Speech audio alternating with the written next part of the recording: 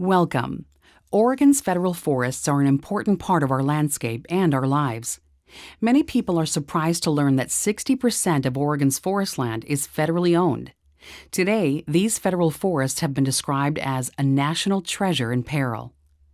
This presentation will take a quick look at the history of our state's federal forests, their current condition, and new collaborations and ways of active management. Today's presentation is brought to you by the Oregon Forest Resources Institute. OFRI was established in 1991 by the Oregon Legislature to help educate Oregonians about our forests and to encourage environmentally sound forest practices among those who own and manage forest land. Oregon has 18.2 million acres of federal forest land. That's everything on the map you see in red. About 14.3 million are in the state's national forests, managed by the Forest Service. Approximately 3.7 million acres are BLM land, categorized as forest. Another 200,000 acres are national parks, monuments, and wildlife refuges. About 3/4 of all forest land east of the Cascades is in federal forests.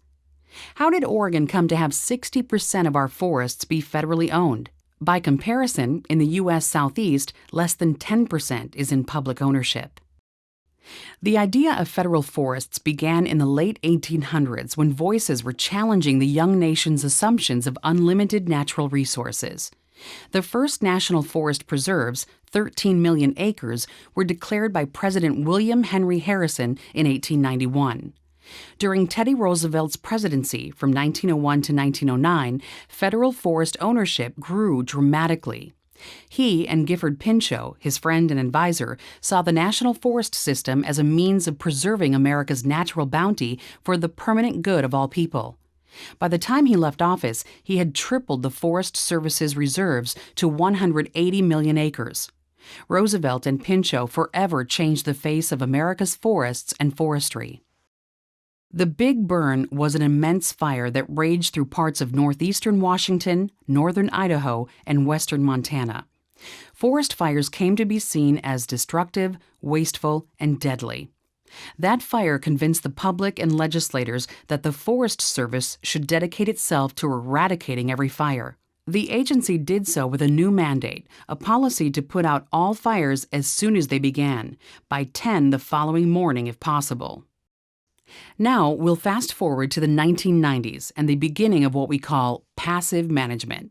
The two biggest changes in the past century in Oregon's federal forests were, first, the 1990 listing of the northern spotted owl as a threatened species, which resulted in an injunction that shut down the federal timber sale program on most West Side Oregon forests. Second, the creation of the Northwest Forest Plan in 1994, which created large areas of forest reserves and limited timber harvest to promote older forest characteristics. In a review of the plan 11 years later, while there were some of the anticipated ecosystem benefits, timber production from federal land dropped by more than 90%.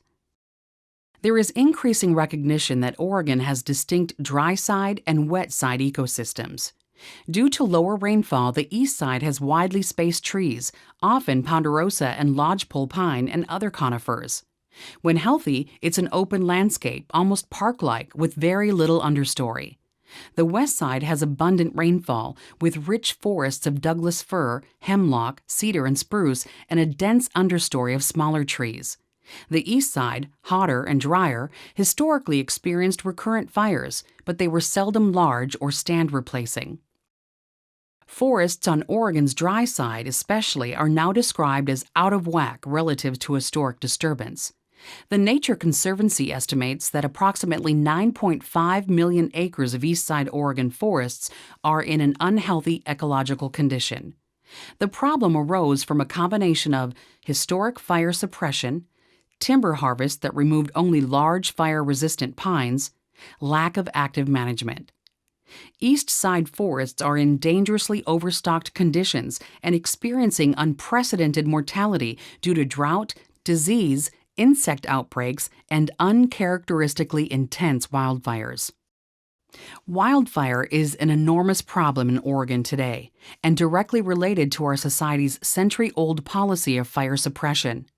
Millions of acres are in forest fire condition class 2 and 3, meaning they have missed their last 2 or 3 forest fire cycles.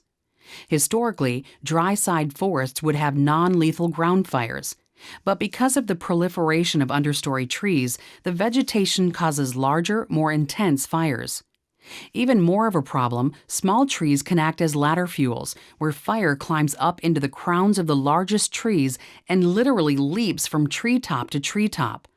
These fires are spreading to private lands. For example, the Collins companies lost 9,000 acres this way in 2 separate fires that originated on federally managed lands and spread. Oregon is losing valuable forestry infrastructure. Timber-based businesses are closing.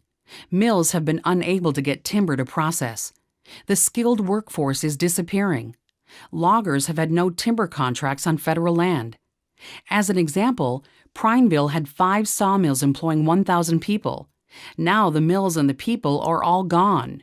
Steve Grasty, Harney County judge in Burns, says, "Today we have nothing left in capacity to handle even 1 ounce of wood fiber." An entire economic and social infrastructure has been significantly and dramatically reduced. A negative cascading economic effect has occurred in small, timber-dependent communities throughout the state, but particularly on the east side. They suffer the state's highest unemployment rates. As of September 2010, jobless rates topped 15% in 6 rural Oregon counties, approaching Depression-era levels. Unemployment in once thriving Harney County is 19.5%. Besides losing their job base, Oregon's rural residents are suffering from the loss of timber income and payment in lieu of property taxes from the federal government, income that helped to fund essential services such as roads, schools, and fire and police protection. Combine all that in the face of the current poor economy, and Susan Morgan, Douglas County Commissioner from Roseburg, says the fiscal and social realities are truly frightening. Public awareness is coalescing around the problems with federal forests, especially the dry, fire-prone forests of eastern and southwestern Oregon. Recent polling data indicates that people understand enough of the problem to know that they want to see it addressed. There is an increasing recognition of the need for active management efforts to treat overstocked forest stands. There is frustration by many Oregonians, including state officials and the governor, and the desire to make more progress in finding a solution. And that's where we're headed. Most scientists agree that strategies to date for creating older forests in the dry forest of the interior West have not been effective.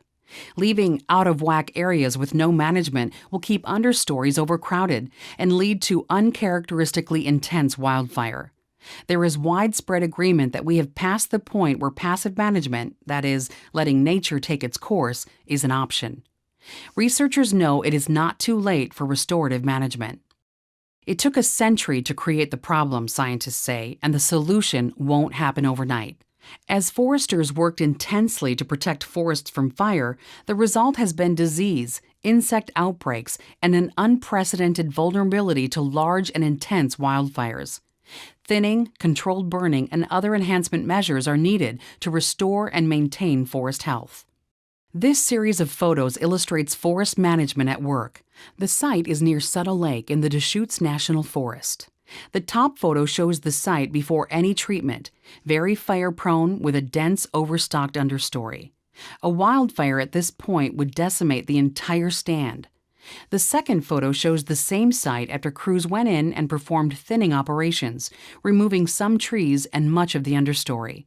In the third picture, some controlled prescriptive burning further thinned the stand and reduced the risk of a stand replacing fire.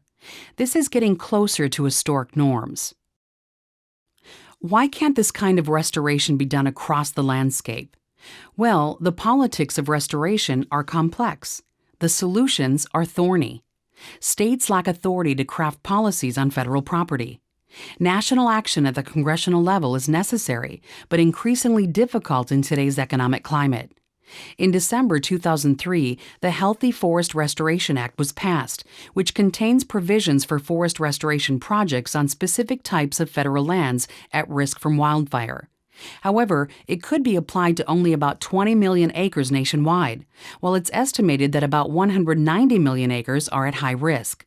An amendment proposed in 2009 that would have removed the 20 million acre limitation failed to gain support.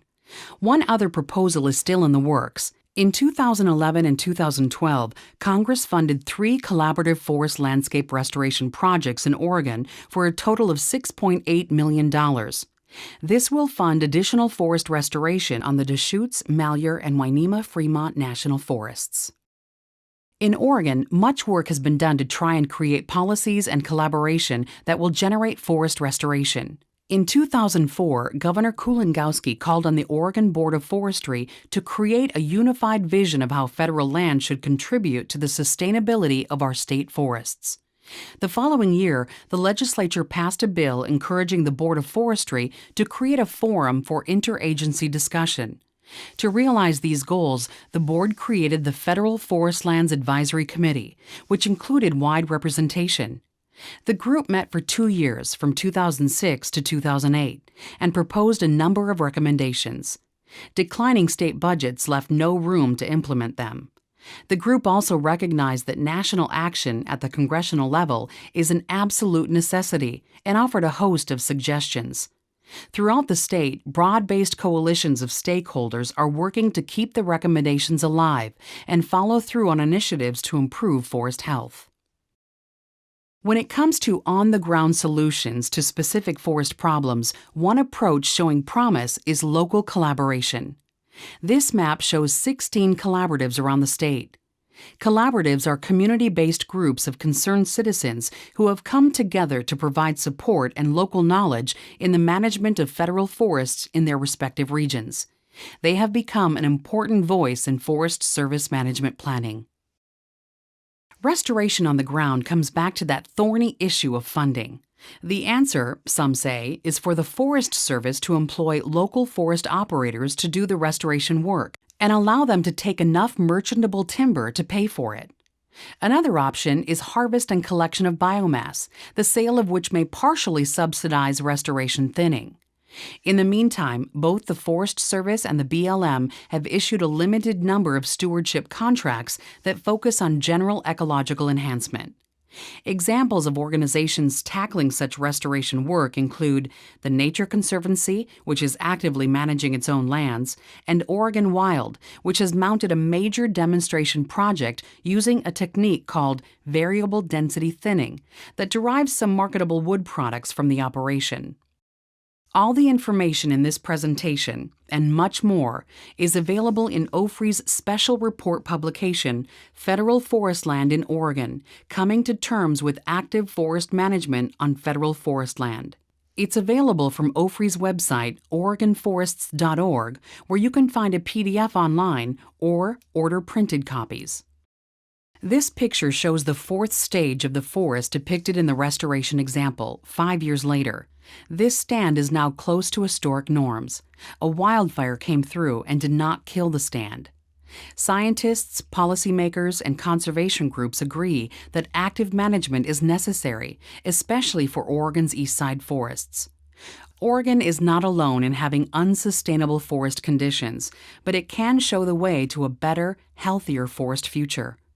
Whether today's ongoing initiatives will be sufficient or come soon enough to conserve our forests and our communities, especially in the most fire-prone forests, remains uncertain at best.